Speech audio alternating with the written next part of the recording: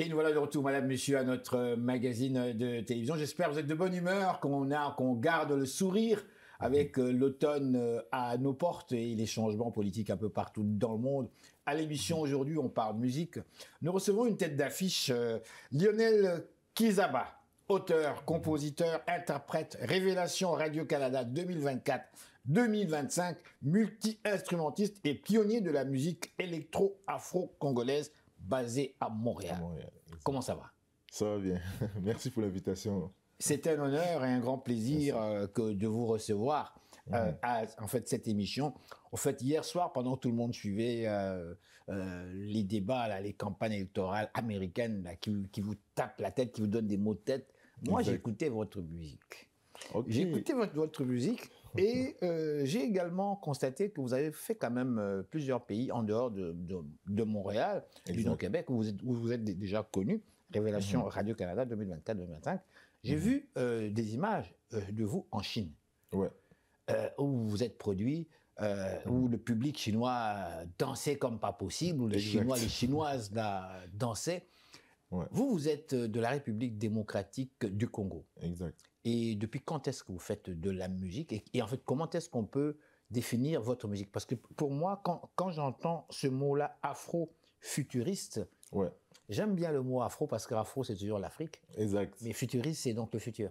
Dans le futur, En fait, alors, je reprends ma question, je l'ai mal posée. Qui est Lionel Kizaba? Voilà. Lionel Kizaba, je suis un musicien multi-talent. Je suis artiste musicien, je suis designer de vêtements aussi et je suis producteur de musique. Ça fait 13 ans que je suis au Canada et je viens d'une famille d'artistes. Donc, je pratique un projet qui est Kizaba, c'est un concept afro-futuriste, avant-gardiste, où je vais faire un projet où je mélange la musique congolaise traditionnelle et l'électro dans le futur. Kizaba, ça veut dire quoi ça, Kizaba?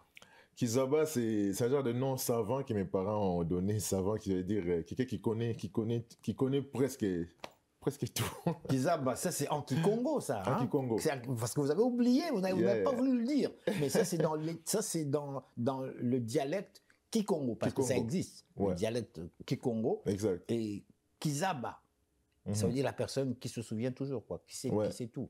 Ouais, qui sait tout. Donc finalement, vous savez tout. Comme un genre de savant, genre. Donc, l'êtes-vous? Je sais pas, peut-être si vous pouvez me détailler pour voir.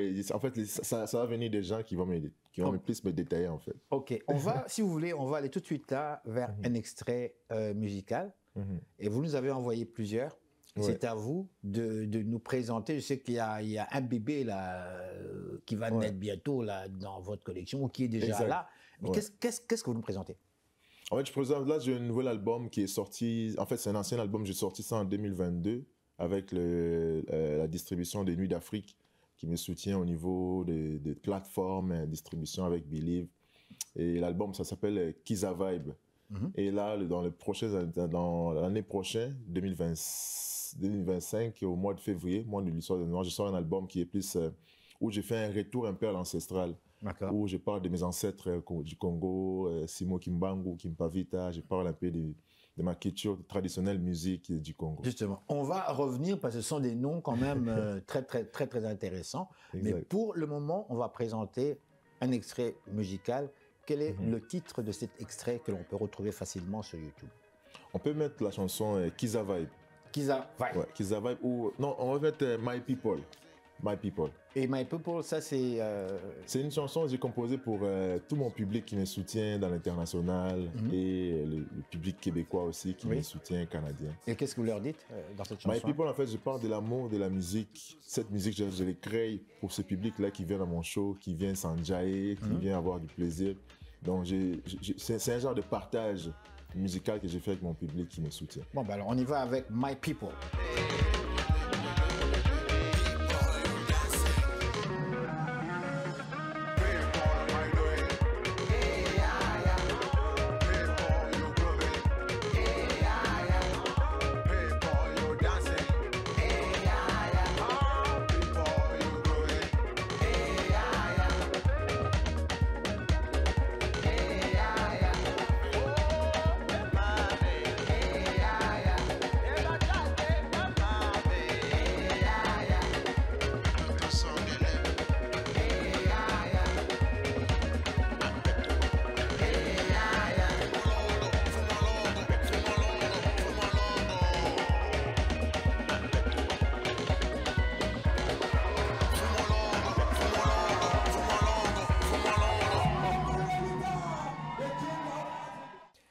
voilà de retour, madame, monsieur, à notre magazine de télévision. Nous recevons aujourd'hui la tête d'affiche Lionel Kizaba, qui est avec nous aujourd'hui.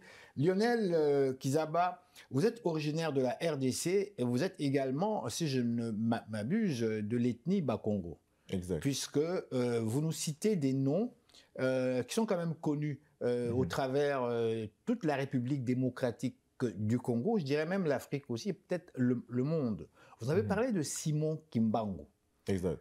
Pourquoi ce nom-là et que représente pour vous ce nom de Simon Kimbangu? Ça représente beaucoup parce que c'était un guérisseur au Congo qui a fait plusieurs miracles. Et je ne vais pas vraiment rentrer parce qu'il y a des histoires qui sont un peu très tragiques qui s'est passé avec Simon Kimbangu. Non, allez-y, parce que j'ai beaucoup lu. J'ai beaucoup lu sur cet homme-là. J'ai passé des nuits blanches parce que je voulais comprendre. Simon a fait plusieurs miracles et il a fait plein de choses. La guérison, il a guéri des choses, il a fait des miracles incroyables et il a été tué par je sais pas. Je vais vous corriger quand même, parce que comme je vous disais, j'ai beaucoup lu sur ça, je suis curieux. Ouais. Simon Kimbangu est encore considéré par de nombreux Congolais comme étant un prophète. Ce n'est pas un guérisseur. On le considère comme étant un prophète, comme Jésus-Christ, comme Mohamed et d'autres, parce qu'on part du fait que dans plusieurs pays, il y a eu toujours des gens qui sont arrivés comme ça, qui sont nés et qui avaient certains pouvoirs. Et dans le cas de Simon Kimbangu, il avait ce pouvoir-là, et ça se passe à l'époque coloniale. Précisons qu'il a réveillé des morts, il a ressuscité des morts, il a guéri des gens, beaucoup de gens, il a accompli plusieurs miracles au point que la colonisation a eu peur. On a commencé à se poser plusieurs questions sur cet homme. On se demandait s'il ne cherchait pas à vouloir faire libérer les Congolais. C'est là que je voulais arriver, donc c'est bien que vous parlez de ça. Il a été arrêté, emprisonné. Maintenant, de là à dire qu'ils l'ont tué, je ne pense pas, mais je pense qu'il est mort probablement en prison. Il a été arrêté, emprisonné pendant plusieurs années et jusqu'à la fin de sa vie pratiquement. Est-ce que je me trompe? Oui, vous ne me trompez pas. Et puis, j'ai appris aussi un genre d'histoire où il a été mis dans un tonneau d'acide, a été jeté dans l'eau. Il a été sorti, et à un moment donné, il avait dit à telle heure, je vais mourir. Et puis, à ce moment-là, il était parti. Alors, vous, ça vous a marqué, c'est ça? Ça m'a marqué, oui. Ça, c'est l'histoire que vos parents vous ont racontée, ou est-ce que vous avez fait de vos propres recherches? En fait, dans mes propres recherches, j'ai appris ça parce que moi, je suis chrétien. Et j'ai beaucoup appris ça au Congo, et puis en dehors du Congo aussi. On a beaucoup appris en dehors du Congo. On a toujours une connexion avec le Congo, malgré j'habite ici. Oui. J'ai quand même une connexion de savoir qu'est-ce qui se passe là-bas. Ça me touche parce que j'ai la famille là-bas aussi. Et Simon Kimbangu, c'est une image qui m'a tellement marqué. J'ai même fait une chanson dans mon album. Je l'ai sortie le mois passé. Et la chanson a fait un grand succès déjà à Taïwan. Là, je viens d'arriver de ma tournée. Alors, cette chanson s'appelle comment? Est-ce qu'on peut la présenter? On peut la présenter. Public? Oui. Elle s'appelle Congolese Music. Congolese Music.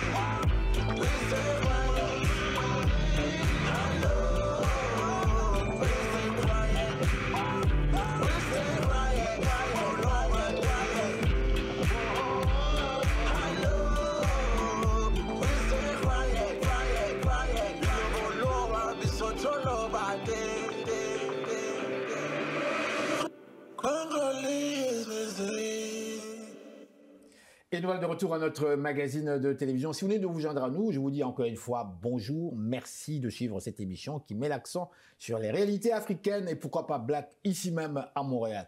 Nous recevons une tête d'affiche, Lionel Kizaba, auteur, compositeur, interprète, Révélation Radio-Canada 2024-2025. J'en profite également pour souligner rapidement le décès de nos deux frères. D'abord, on a un grand frère là, qui a fait la grande musique avec le Michael Jackson et autres. Son nom, c'est Quincy Jones. Quincy Jones, merci. Et il y a aussi, évidemment, ce cher Herbie Moreau, qui est également décédé très, très jeune. Et en fait, nous présentons nos sincères condoléances à toute sa famille. Maintenant, je reviens à vous. Pour vous, les traditions ancestrales congolaises, c'est très important. Très important. Pourquoi? Parce que j'ai grandi avec ma grand-mère, elle était percussionniste. En fait, moi, l'amour des percussions, sur scène, j'ai les percussions, ça vient de ma grand-mère. Oui. Parce que mes parents sont morts très tôt. Et j'ai grandi avec ma grand-mère qui nous a pris depuis petits et puis elle nous a élevés. Elle était percussionniste, chanteuse de la musique traditionnelle. Votre grand-mère était percussionniste? Eh ben. Ouais. Elle tapait la percussion, là, incroyable. Donc, j'ai beaucoup appris de elle et puis des voix traditionnelles. Donc, ça veut dire que quand la grand-mère punissait, là, sa main, là, ouais, sa main, là, il fallait fuir. Hein. C'est pour fuir. Ouais. Elle cognait fort, la ça peau fait ici, mal, là, la peau est terrible, là. Ouais, la peau était terrible.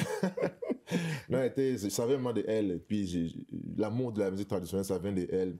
Les mélodies traditionnelles. Dans la musique, on entend beaucoup aussi. Mais j'aime la mélodie. Justement, lorsqu'on vous observe durant votre spectacle, vous êtes vraiment, on voit la batterie au centre et c'est vous-même qui êtes là, avec quelques musiciens qui vous accompagnent, mais vous faites vraiment l'essentiel. Exact. Comme tel, c'est vous vraiment, en fait, le centre. Comment parvenez-vous à créer cette magie? En fait, c'est vraiment un concept où j'avais réalisé que les drummers, parce que moi j'ai commencé dans la batterie, percussion batterie, j'ai appris la voix après avec ma grand-mère et puis mon oncle qui était professeur de la musique jazz. Et en arrivant ici, j'ai remarqué que les drummers sont souvent dehors. Même au Congo, on voit les drummers sont souvent dehors, derrière la scène. Et, ils ne sont jamais en avant.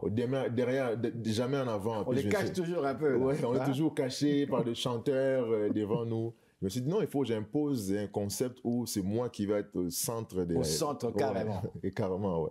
Et vous êtes parvenu à le faire. À le faire. Et puis, c'était pas facile parce que c'est vraiment une technique que j'ai développée, de jouer debout, en plus chanter et garder le beat. Donc, dans ma tête, il y a plusieurs choses qui c'est... Au niveau d'indépendance des rythmes, en fait. Rythme et la voix, donc je sais pas, mon pied, ma main, la voix, et puis gérer le public. Mais vous avez cette aisance pour avoir évolué et travaillé avec des têtes d'affiche, avec quand même certains artistes connus au Congo. Exact. Comme je travaille avec Ferregola, je travaille avec Kabossé, Boulombi, et j'ai travaillé avec Jafro, j'ai travaillé avec Washiba, un groupe de Kassaïens qui faisaient la musique un peu comme James Brown, mais mélangée avec la musique des Kassai. Et on a fait plusieurs rythmes du Congo. Et j'ai accompagné plein de groupes. J'ai oublié des noms. Et puis j'ai joué aussi dans les... J'avais un projet aussi de jazz où j'avais 7 musiciens qui m'accompagnaient. On jouait dans les hôtels, on jouait à l'hôtel Memling. Tous les soirs, des jeudi au dimanche, on jouait là. Puis j'ai accompagné aussi l'orchestre de l'hôtel Memling, je le souligne, c'est un grand hôtel qui est situé en plein centre-ville de Kinshasa, la capitale de la RDC. Exact. Et puis j'ai accompagné aussi un groupe de la rumba congolaise, des vieux pères, on les appelle les vieux pères de l'hôtel, grand hôtel de Kinshasa. D'accord. Je vais revenir à en fait votre contenu musical comme tel. On va réfléchir ensemble, si vous voulez bien. En tant qu'artiste congolais, personnellement, ce que j'ai observé, on dirait qu'il y a un genre de, comment dirais-je, d'attentisme, un peu comme si tout le monde s'est arrêté. Je vais être un peu plus rapide. Ouais. Zaïko Langalanga. Zaïko Langalanga, qui est le groupe, n'est-ce pas, qui émerge dans les années 70 à peu près. Et qui change un peu ce rythme congolais qui était lent, qui était basé sur la rumba, franco, taboulé et autres. On dansait, mais lentement. Zaïko arrive, il dit non, nous on va rapidiser ça. Chez les jeunes, on va bouger. Chaud. Et le show commence à partir de là comme tel. Zaïko qui est la base. Les autres suivent après, un peu plus tard. On voit Wenge Musica qui émerge, on voit d'autres têtes d'affiche et on arrive à ce qu'on en est. Maintenant, ma question. À partir de Zaïko Langalanga, où l'on dansait, où l'on chauffait, où le show était devenu très très fort, on dirait que tout est centré maintenant sur ça. Maintenant, les artistes qui viennent après, la partie, comment dirais-je, chantée, bien moulue comme telle, on l'extrait pour mettre plus l'accent sur la partie show. Et dans la partie show, ce ne sont que les hanches. Finalement, les gens qui observent disent, mais c'est un peu comme s'ils font l'amour sur scène. Il n'y a pas autre chose, il n'y a pas une autre chorégraphie qu'on peut organiser différemment. Je m'arrête là. Mais en fait, ça dépend de ça dépend de la chorégraphie aussi que vous amenez sur la scène. Si c'est une chorégraphie qui va déranger les gens, moi, c'est sûr que j'amène toujours des barrières à des choses qui vont essayer de déranger les gens. Non, je n'ai rien contre cette chorégraphie. Ce que je dis, on dirait que tout le monde fait la même chose. Exact. Un peu comme si quand on voit la musique congolaise maintenant, c'est ça que l'on voit. Alors que c'est faux. C'est faux parce que moi, j'ai remarqué ça avec Papa Wemba. Moi, je grandis à Matongé, donc j'étais à la répétition de Papa Wemba tout le soir. J'étais très ami avec le drummer de Papa Wemba. Paix à son âme, Deo. J'ai souvent, je regardais ses techniques. Ils étaient ouverts, ils étaient beaucoup plus différents, quoi, c'est ça? Ouais, beaucoup plus différents. Il avait un bagage artistique différent. Et Papa Wemba aussi, ce qu'il a fait dans le monde. Oui, bien sûr, lui, voilà un autre qui s'est vraiment ouvert. Je travaille avec Peter Gabriel, et puis j'écoute beaucoup Peter Gabriel, j'écoute Sting. Des fois, même quand j'étais au Congo, on me prenait pour un fou, un jeune Congolais comme ça, tu écoutes la musique occidentale, des Sting, j'écoute du jazz.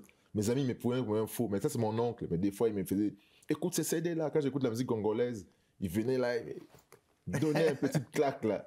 Il dit, arrête d'écouter ça, si un jour tu quittes le pays, tu vas pas te retrouver parce que tu vas avoir un bagage beaucoup plus centralisé sur une musique. Le temps passe très vite à la télévision, malheureusement. Et puis moi aussi, je parle beaucoup. Je devrais apprendre à me taire, à vous laisser parler plus. Dites-moi, qu'est-ce qui arrive dans le futur?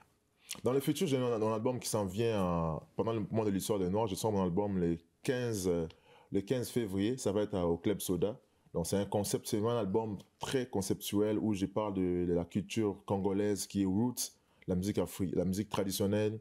Et je l'imagine dans le futur, il va y avoir des visuels qui vont t'accompagner dans mon show. Donc c'est un show vraiment... j'ai hâte de sortir ça. On va être sur place, espérons-le. Merci beaucoup. Merci beaucoup. Merci beaucoup. Voilà, madame, monsieur, restez là. Nous sommes de retour tout de suite après ce réclame publicitaire.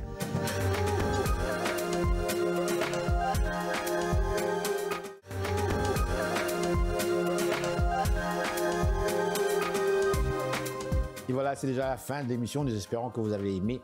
N'hésitez surtout pas de nous faire part de vos commentaires. Je vous dis pour ma part, grand merci au nom de toute l'équipe. Ici, Henri Ngaka, au revoir et gardez le sourire.